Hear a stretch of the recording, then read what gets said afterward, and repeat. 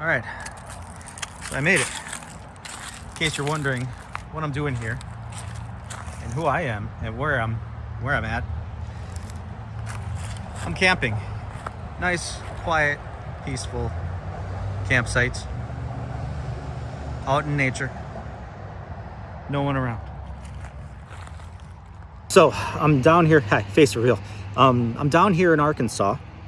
I'm going to RetroFest, Arkansas. I think that's what it's called. I don't know. It's Retro Rick's thing. I was talking about this on one of the previous podcast episodes that I recorded. That I'm going to be coming down here with, intent to buy quite a few things. I got a list of things I'm looking for, and we're going to try to see what we can find. At conventions, if you don't know, you don't get a lot of like crazy deals. Maybe you can get bundles of stuff, or maybe you can find things you probably never seen before. You're going to be paying money. If you've been in the collecting space for a long time, you know that retro video games are expensive. There's certain generations that are probably a little bit cheaper than others. Gen 7, like I talked about in a previous episode, those games run pretty cheap because they're a little bit newer. Not as retro as something like maybe Sega Genesis games or even like Sega Saturn games and stuff. But so one of the goals I want to find is I don't have any of the Ratchet and Clank games for the PS2, which is weird. So I'm pretty sure I'm going to find all the Ratchet and Clank games there. PS2 games are like dime a dozen at these conventions, so I'm pretty sure I'll find pretty much all of them, maybe even at one vendor. And I'll scoop them all. Those go for like between like $10-15. And then I think there's like a couple other games I got to find for other people. One of my friends' son really wants Kirby Epic Yarn, I think, for the 3DS, so I got to find that for him. And then Ocarina of Time, I'm pretty sure I'll find that somewhere. One of my coworkers really wants Ocarina of Time, doesn't want to pay an arm and a leg for it, so I was like, well, I'll see what I can find. I'll see if I can find it there. So like I said, these are my accommodations for the evening. I didn't want to grab a hotel. Kind of wanted to save as much money as I could on this trip. So I decided to just get a campsite. I normally tent camp off my motorcycle. So I have a whole tent camp set up. I got an air mattress, a pillow. I got my freaking large sleeping bag just to unpack and everything. And then obviously I drove my truck here instead of a motorcycle. Because obviously I'm going to be coming back with a bunch of different games. So, I was like, well, I could save a few bucks and just stay at a campsite. Nice, quiet campsite. Whatever. I'm only going to be sleeping here most of the time. I'm going to be gone. And then, I'm here Saturday. I'm here Sunday. Today's Friday. So I'm going to pop open my cup noodles for dinner tonight, maybe over a campfire. And we'll see you guys in the morning.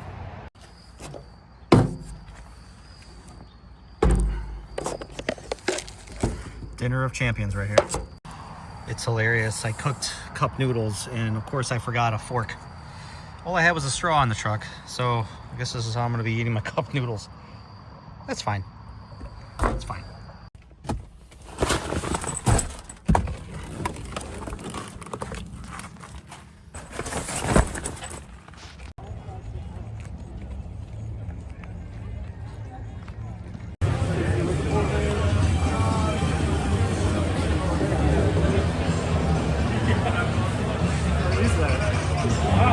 That's not what you said.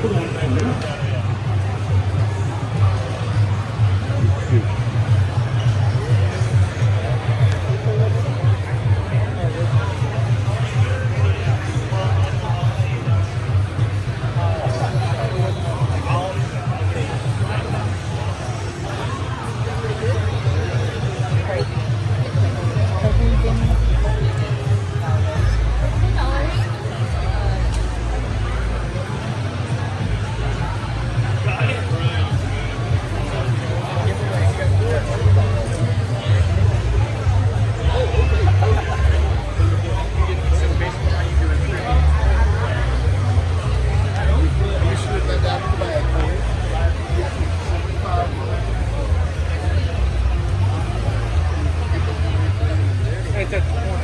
That man's rough.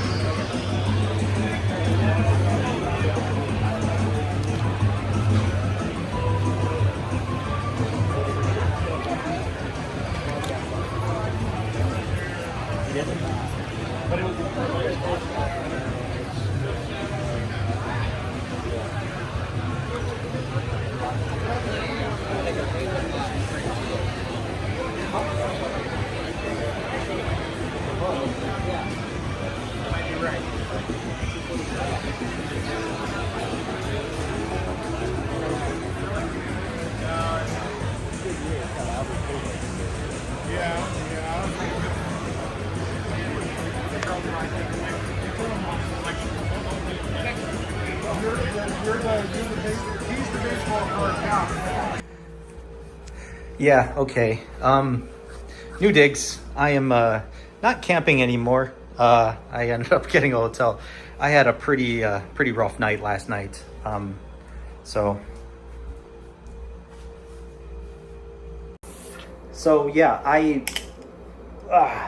was sleeping on gravel, pretty much hard gravel.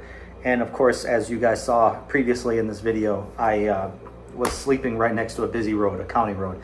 So I didn't sleep so good last night. So I was like, you know what, screw this.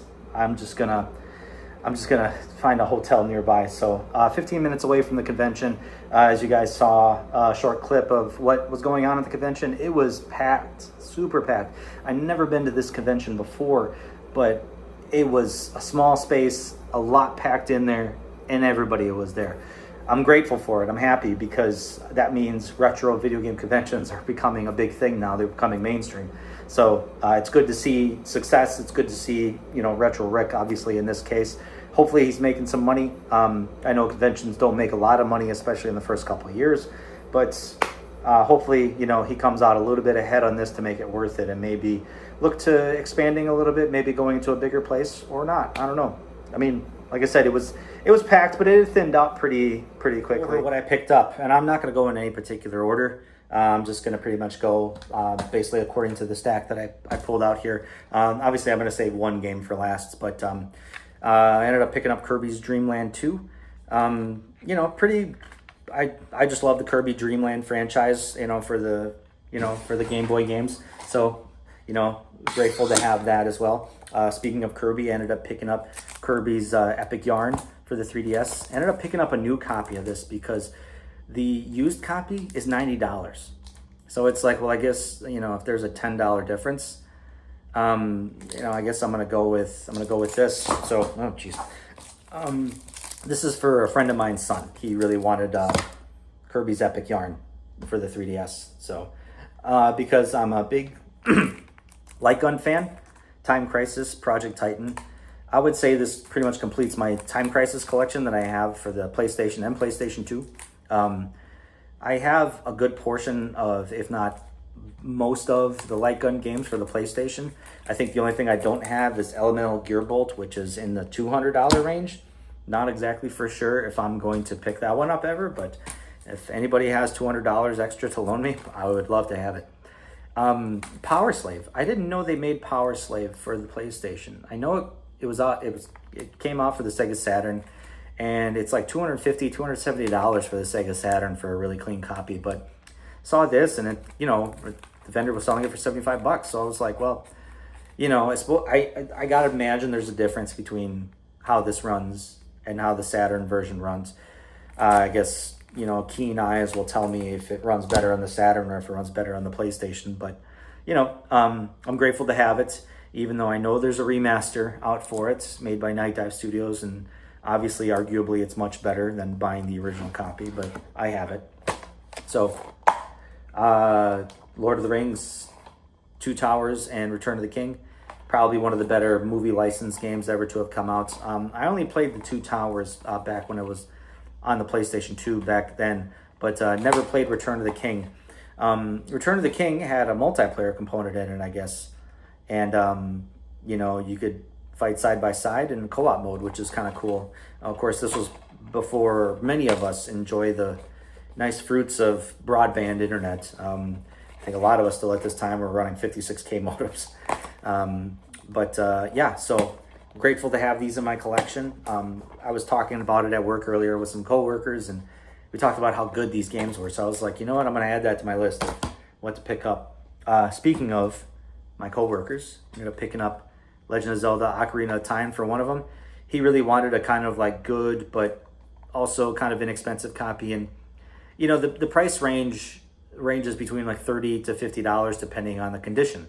I thought this was a pretty good condition quality for $44. It's not the gold cart, but my friend was like, I don't really care. I asked him, before I bought it, is 44 okay?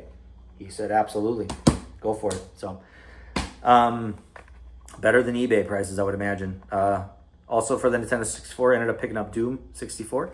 One of the cooler versions of Doom, because this was different than the mainline Doom that we got on the PC and all the other systems. This was kind of, the music I think stood out the most because it was like kind of like a dark, atmospheric type of soundtrack that was really kind of scary almost. It turned Doom into like almost like a horror game. So it was a very dark game for the Nintendo 64 at the time, and even for a Doom game, like it's almost like survival horror-ish almost. Speaking of survival horror, good segues. Condemned 2 Bloodshot. Really good copy. I mean, kind of like a wavy, the manual's a little wavy, but I think the case and the condition of the disc is pretty good. Probably resurfaced at this point, but developed by Monolith, who developed the Shadow of War game, and then we're supposed to be working on. I think we were supposed to be working on the Wonder Woman game, but they got canned by Warner Brothers Studios. Sucks. Valfaris, probably the most metal side-scrolling action platformer game you'll ever play, and I mean that in the literal sense. It's like Contra meets Warhammer meets heavy metal music. And it's a really solid game, and I downloaded it and I played it for the Switch, but I never had a physical copy, so I'm grateful to have a physical copy of it. Let's see. Let's get to a couple PlayStation 2 games. Nano Breaker. I vaguely remember playing this when I was younger, but for $22, I couldn't go wrong with it. Kind of like a third-person action-adventure hack-and-slash type of game made by Konami, who was killing it in that time with doing different things and different like action slasher games. So this was when Konami was like really, I don't want to say at the height maybe, but obviously they hit a high note with this generation of systems with a lot of the different games that they were publishing and everything. So curious to find out about that one. Let's skip this. Go to one of the big game franchises that I wanted to collect for was Ratchet and Clank. And the only Ratchet and Clank game I ever played was Deadlocked. I heard good things about it at the time because it was kind of more shooter focused than I guess all the other ones. But we were talking about it at work again, and how good the Ratchet and Clank series is, and I'm like, you know what? I should collect the Ratchet and Clank series. So I ended up getting the original Ratchet and Clank, Going Commando, Deadlocked, like I said, and then Size Matters and Up Your Arsenal. Up Your Arsenal was the most, cost the most money. This was $25. The rest of these were like either 15 or 10, but honestly, like really good quality. Like this, I think one of the Ratchet and Clank games, I think Going Commando came with like this, map poster type of manual, which was kind of cool. I think the other ones were just like actual like regular manuals. Yeah, Deadlock is kind of that way too, but so yeah. Oh, did they put a greatest hits game in that? Is that? Oh no. That's annoying. Didn't even think to look at that. Oh well, whatever. Game's a game. So yeah, finally glad to have. At some point, maybe I'll play the games. I know I could have bought all these games in a PS3 collection, but I wanted to have all the original ones, the Black Label ones, of course. Steel Battalion, Line of Contact. This was almost like a DLC for Steel Battalion, and this is the only way to play this game is with that big honking controller, which I have. Funny story actually with this is when I'm at a convention and I am perusing a vendor's stock, and if I pick up a game and I'm like, I do want to buy this game, but I still want to look around a bit more, I'll have them hold on to it, because I don't know if they think like, oh, if people are picking up my games, are they going to steal it? I don't want them to think I'm planning on stealing the game. So I was like, hey, can you save this for me? So they were like, yeah, sure, we'll put it in the back here by the chair. And then I was going to say, after looking around for a couple minutes, I just walked away. And then a half hour went by, and I walked by that same vendor, and I was like, wait a minute, I don't think I picked up Steel Battalion from them. So yeah, sure enough, they just, I don't know, maybe the guys saw me walk away, and they were just like, okay, you changed his mind and put it back. So thankfully they didn't resell it. So grateful to have this in my collection. Maybe I'll play it. I only played my Steel Battalion controller once or twice. So this was not a good game. Clive Barker's Jericho. But these cases. This is a very clean copy of this game. I'm pretty sure they slapped the art in the game into a different case, because this looks relatively new. I mean, you can hear the clicks. Like I said, not a good game, but if you're a Clive Barker fan, if you know him, he is basically responsible for doing a lot of good creature designs, especially in Hellraiser. That was a series he obviously pioneered, but yeah, an interesting first-person shooter with that Clive Barker kind of art style that is really cool. Manhunt, ended up picking this one up for the Xbox because it was the best looking game that I saw. There was a couple PS2 versions of this game, but none of them were in the best of condition. So I was like, well, I guess I'll just pick it up for the Xbox. The only unfortunate thing is Manhunt 2, I don't think came out on the Xbox. I don't think. So, it's just going to annoy me if I buy Manhunt 2. I have to buy it for the PlayStation 2. So, HD collection of Devil May Cry. Basically, the only ones worth playing are 1 and 3. 2 was just not the greatest. It was just a weird story. But, PS3 had a lot of really good HD collections of PS2 franchises. Prince of Persia, Splinter Cell, Jak and Daxter, Ratchet and Clank, like I mentioned before. Then obviously Devil May Cry, God of War was another one. So yeah, this was $15, and you're getting 3 really solid games that can actually play pretty well on your PS3. Obviously, HD graphics. So it made the jump from 480p to 720, I think, at this time, because PlayStation was still max outputting at 720p at this time.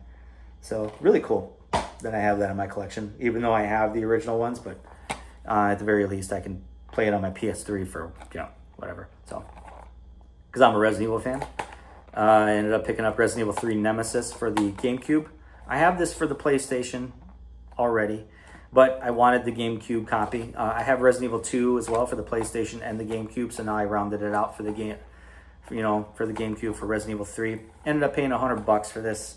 I think this goes for about 120, but I thought, honestly, the manual was in good condition, disc was in good condition, which GameCube games are notorious for being in, not the greatest of condition and unable to resurface as well as normal discs. But yeah, grateful to have this in my collection. This is not a good game. I don't know why I paid $70 for it, but I have it. It just stings when I say that. Dino Crisis 1 and 2 were much better games than this. This was taking Dino Crisis and mixing a little bit of Halo in it. This was the era when Space Marines and spaceship, space combat, space shooters were all the rage. So they wanted to take Dino Crisis into space, Capcom did. And it didn't go so well. This effectively killed the franchise, and we haven't seen a Dino Crisis ever since, even though old school fans like me are wanting another Dino Crisis. At the very least, maybe a remaster or a remake. But yeah, this was basically cybernetic alien dinosaurs in space, and you're running around a spaceship shooting cybernetic dinosaurs. So, hey, I now own the complete Dino Crisis collection. Grand Theft Auto, Chinatown Wars. This was a game I thought I had in my collection for a very long time. And I come to find when I was, thinking about it, I looked at my DS collection and I found out I didn't have it for whatever reason. So I now have it in my collection. This was really cool because this game, just bone stock, came with a map. You would buy, you have to buy collector's editions nowadays to get a map, but this came standard in it, and a really cool poster, as part of it as well. But yeah, this was pretty surprising that we got an exclusive Grand Theft Auto game on the DS, on a Nintendo system, no less. Really interesting mechanics and how they used the touch screen to, jump cars and, deal drugs and everything like that. So it was a very interesting mechanic that they used in that game. So grateful to have it. I know it came out for the PSP as well, but the DS is what it was. The game was designed to work on the DS. So glad to have it. Fatal Frame, Maiden of Black Water. I'm pretty sure there's an English version, but the English version I think is more expensive than this. I ended up paying like $35 for it, $36. So at least I hope it's in English when I play it. I brought my Switch over the weekend, so we'll find out. But I'm playing the Fatal Frame games. It's October, so I'm, playing the original trilogy. So I'm grateful to have this in my collection. So this big old thing, PlayStation 1. This is complete in box. Not the best condition box, but out of the two the guy was selling, this was the better condition. Comes with, all the foam inserts, comes with the controller and all the cables and everything wrapped in, plastic and everything. Probably not original plastic, but,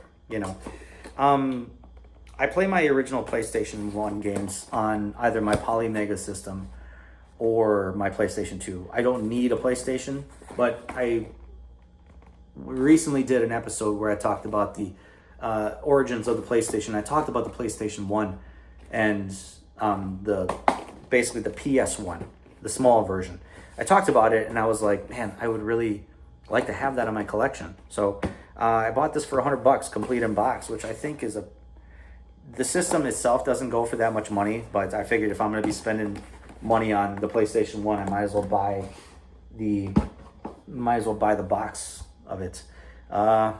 This is the last thing I ended up picking up, Chrono Trigger. Not the best condition. You can see, I don't know if you can see on the camera, but it's a little bit, I'd say got like a light brown kind of sun damage faded look on the top, but I'm grateful to have this in my collection. Admittedly, I didn't get into the Chrono Trigger game until it came out for the DS. Everybody raged about it, so I was like, I'll pick it up and see if I like it. And sure enough, I did. So still have it for my DS, but now I have it for the Super Nintendo.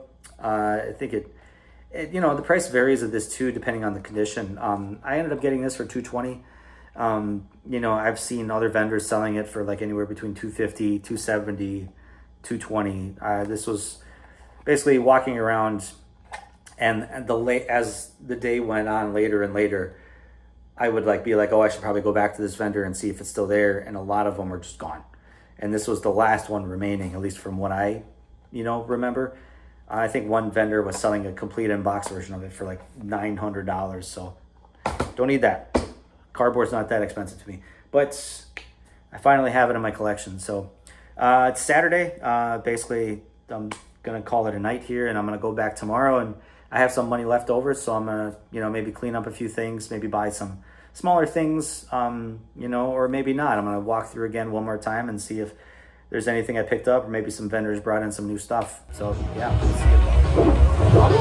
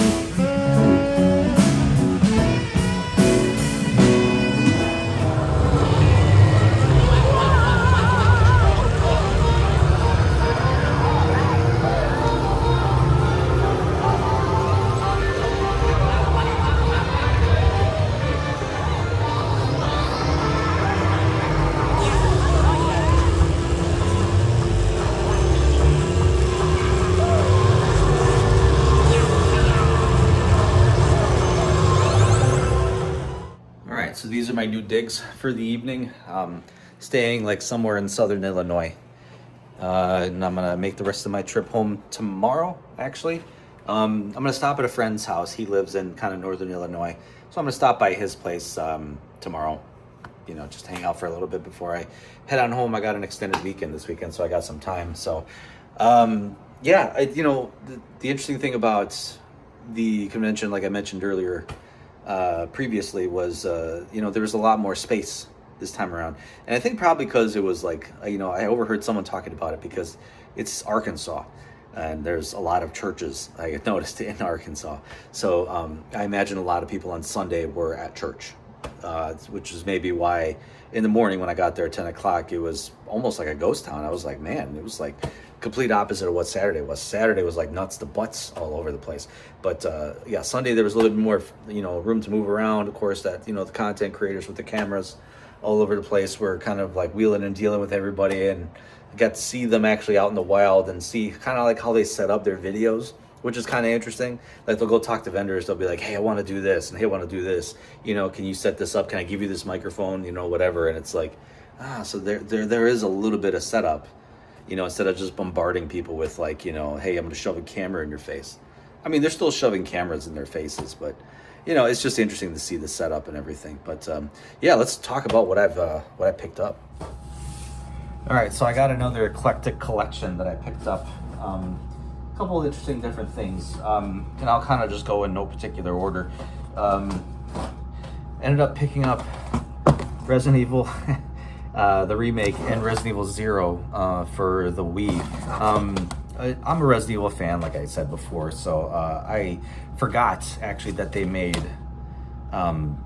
ported these to the Wii. These both initially came out of the GameCube, and it's just interesting now that they came out to the Wii pretty much almost right away. So ended up getting these for like $10 each, actually. So it wasn't too bad. They're just in the collection, okay? They're just in the collection. So one other game that I bought that I finally put in my collection is Fear. Monolith Studios, talked about them yesterday, earlier in the video, actually, now that you're watching this. Talked about that earlier in the video, where they were making the Wonder Woman game. So Monolith Studios went on to make the Fear series, which is probably one of my favorite horror first-person shooter series. Fear 3 kind of missed the mark a little bit, what made Fear and Fear 2 so great, but this is a really good game. I have Fear 2 and Fear 3 on the PS3, and for some reason I just didn't have it. I have the first one, so glad to pick that up in my collection. Outlaw Volleyball. There was one of the vendors that was like selling like a bunch of different games. Like this vendor had like the table full of games, and just random like 360, PS3, Xbox, PS2 games and stuff like that, and he was practically giving these games away today. It's Sunday. That's when all the vendors are like willing to kind of wheel and deal, because the less they can bring back with them, the better. So he was like selling games for like $5 a piece, and of course there's so much crap that you got to sort through it all. So this was definitely one of the games that I picked up. $5 came with a manual and the disc, and like I'll show some. I picked up a couple things from there. Actually, this is a pretty good disc. Some of the other games I picked up from there aren't in the best of condition. Like actually, Enter the Matrix. That's one. This came with a manual and everything like that, but the disc, I don't know if you can tell, looks like it's in kind of rough shape. So I can take it to my local game shop and just have them resurface it. But this is this was an interesting game because this was like a side story content alongside of the Matrix movies, and I thought it was interesting. It provided extra lore to the Matrix series, and I think it was actually written and directed by the Wachowski. Well, I mean, a little bit dated now. They're not the Wachowski brothers anymore. They're the Wachowski sisters. But it was like they made it canon with the whole Matrix lore and everything like that. So speaking of Outlaw, I also bought Outlaw Golf. Same vendor as well.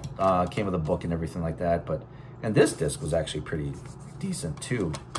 It's just, Outlaw Volleyball and Outlaw Golf aren't great games, but I got them for $5 each. I guess I shouldn't complain too much. It's interesting, harmless, fun golf, and volleyball. So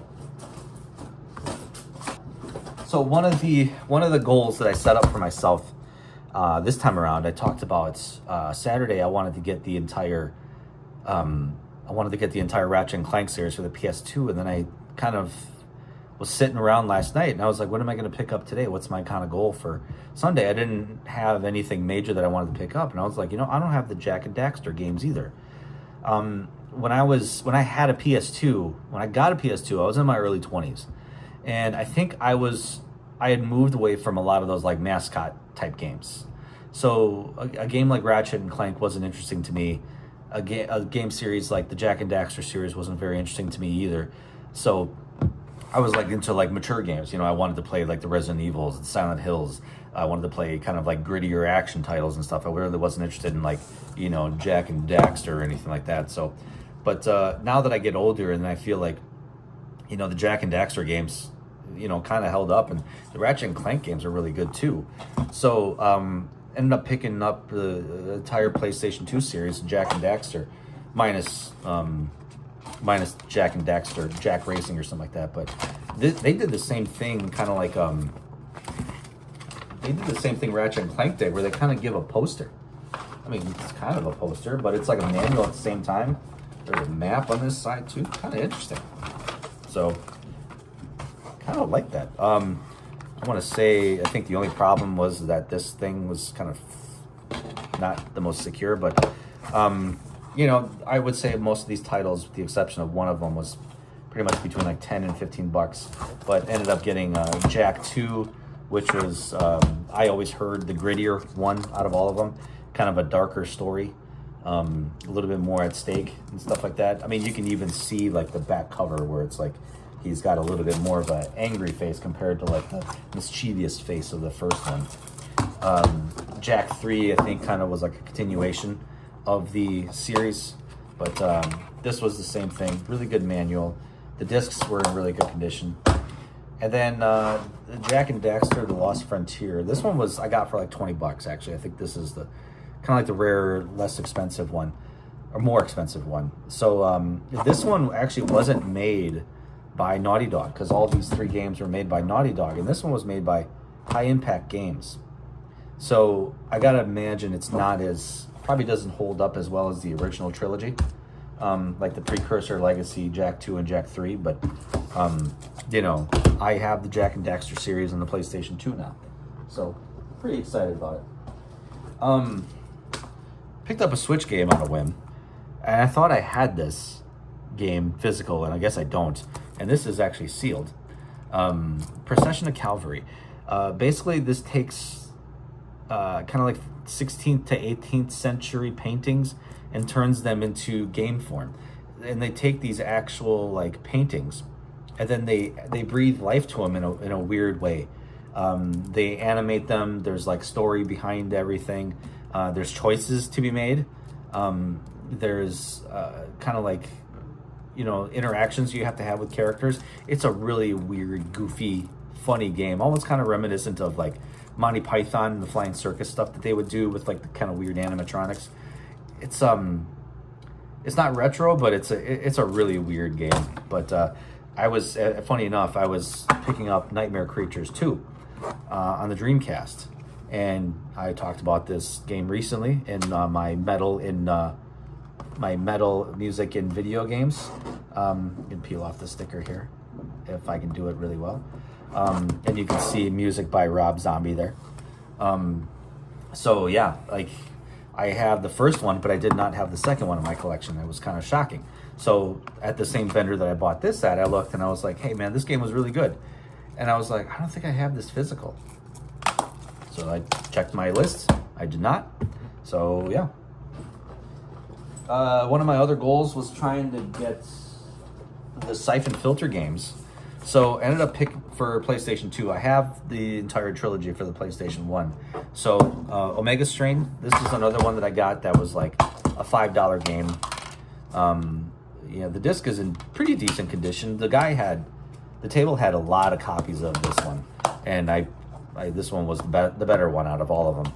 So, and then I got Dark Mirror, which I think was a PSP game that they just ported to the PlayStation 2. So I imagine graphically it's not going to hold up, unlike the Omega Strain. I was trying to find Logan's Shadow, which I think came out after Omega Strain. Could not find Logan's Shadow, which is actually surprising with all the vendors that were there, but I wouldn't be surprised if maybe someone was selling it on Saturday and I just missed it. So there was one vendor there selling vinyls. Ended up picking up the Nine Inch Nails Downward Spiral album. He was selling a random mix of vinyls, a lot of like old rock, some new stuff. They had Taylor Swift's new album there. That was interesting. And they had this one. So I was like, hey, at the end of the con, at the end of the convention, if I don't find anything else, I still had some leftover cash, I'm just gonna pick this up. So yeah, got that one. And last but not least, this is a weird one. Mass Effect Monopoly.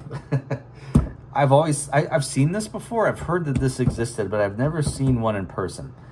And interestingly enough, the vendor I talked to, he said I've been to quite a few conventions, and I've brought this with me every time, and no one has wanted to look at it. No one, people maybe look at it from afar, because I walked up to him and was like, hey, can I see this? And of course, this is completely sealed. It has never been opened.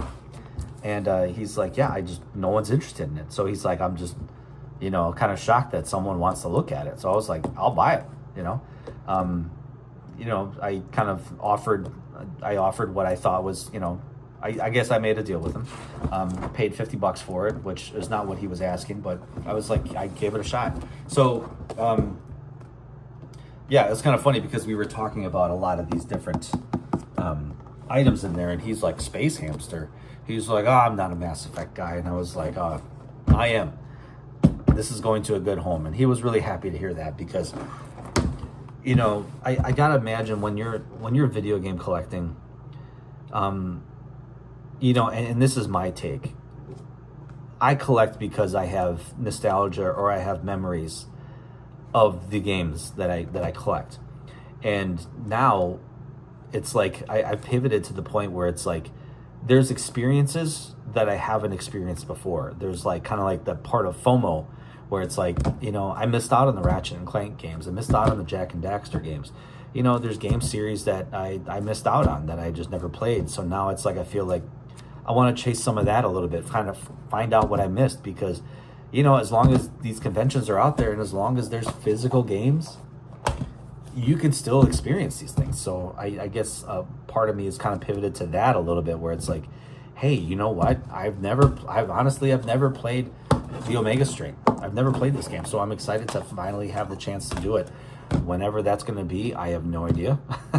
but I know I have those in my collection, and I know that I can go to them whenever I want instead of having to worry about, my hard drive taking a dump or the store shutting down, or even just like games leaving the services, that they're on. So that's kind of the nice thing about buying physical, which is a lot of people are finding out that it's gonna kind of suck nowadays with, Game Pass being a thing.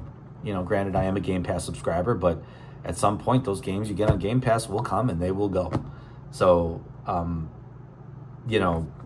to have it physical means you'll always have it. And these were the days when the entire data was on the disc or was on the cartridge, and you didn't have to worry about updates or anything like that, because this was obviously well before the internet was as big as it is now. So, and hard drive space, actually. So, yeah, that was my weekend.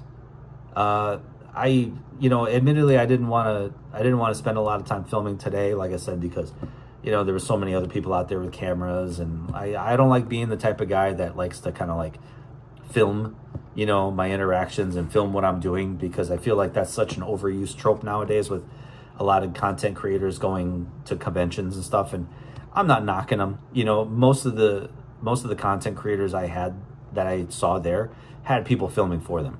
So it was, nice, convenient for them, because it's like they could peruse through stuff, and then like one of their friends behind them is holding a camera, like, showing them that stuff and even showing their interactions with people. So it was just me. I was living in the moment. I was talking to vendors, engaging in side conversations with other people that were there, and just kind of really experiencing what it's like to kind of find games and even just look for things. It's like, oh, yeah, I should get that game, or man, that game is really expensive. So, so thanks for coming along with me on this journey. Hope you appreciate it.